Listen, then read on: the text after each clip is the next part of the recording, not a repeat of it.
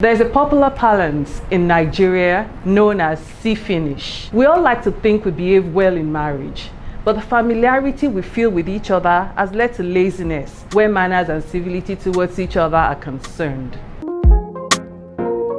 Beautiful people, welcome to Manners on the Go. I trust your week has been great.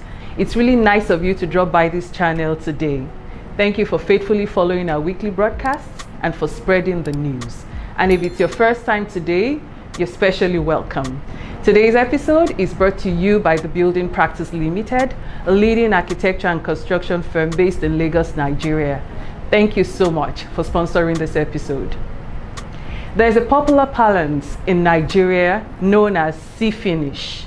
This refers to when you find yourself sleeping when it comes to respecting the people that are closest to you. We all like to think we behave well in marriage, but the familiarity we feel with each other has led to laziness where manners and civility towards each other are concerned.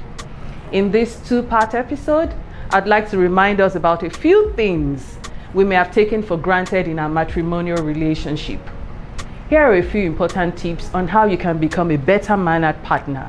Number 1, use the magic words. We are quick to teach the young ones about saying please and thank you. But is this a very common expression with us?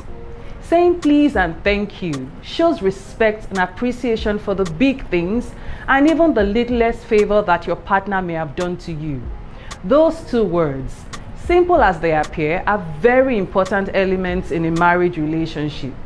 Please is not just a word you use to express needs. It conveys humility and it actually elevates you. In the same vein, thank you not only expresses gratitude, it is an opportunity to spontaneously express endearments towards your spouse. Do not take any of the regular chores they do for granted. If he drives the family, say thank you honey for driving us today, and do this often. Number 2, recognize the little things. No kind gesture in a relationship must be taken for granted. Recognize even the littlest of them and show appreciation in your words and in your actions. Go out of your way to do something nice to your spouse and reciprocate the niceness.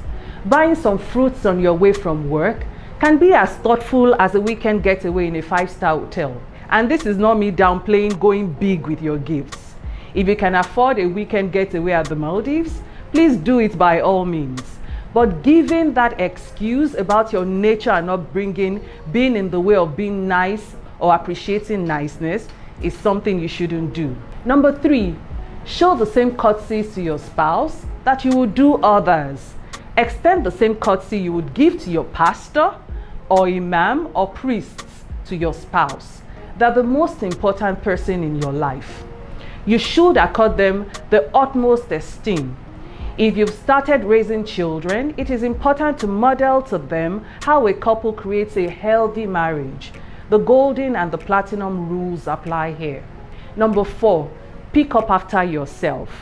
Unless you need physical help, it is pure courtesy to pick up after yourself. Don't leave a mess for your partner to sort.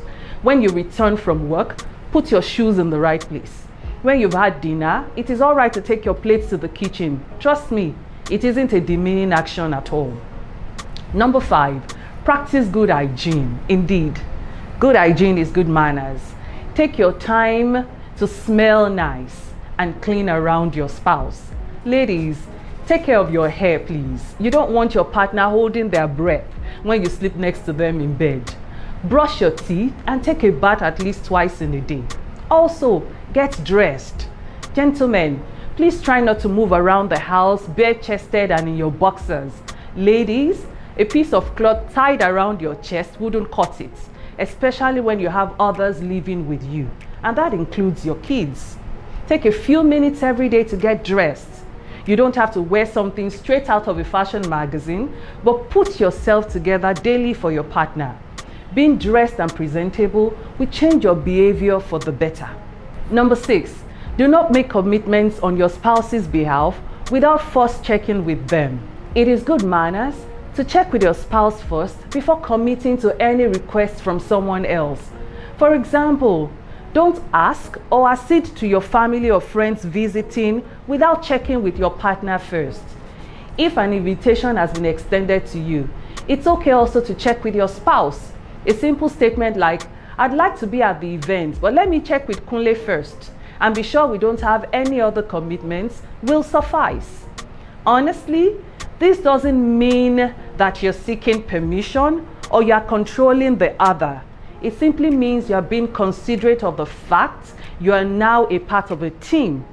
Always check with your spouse first before committing to plans, even if the plans include your family. You know what? Manners are not about a bunch of rules. They are the outward manifestations of the conditions of our hearts. If we have a heart that cherishes, loves, and respects our spouses, then these traits will show in how we behave to them and around them. Do leave a comment and let's get this conversation going. If you like this, please share with your friends and subscribe to this channel if you haven't done so. Thank you and goodbye.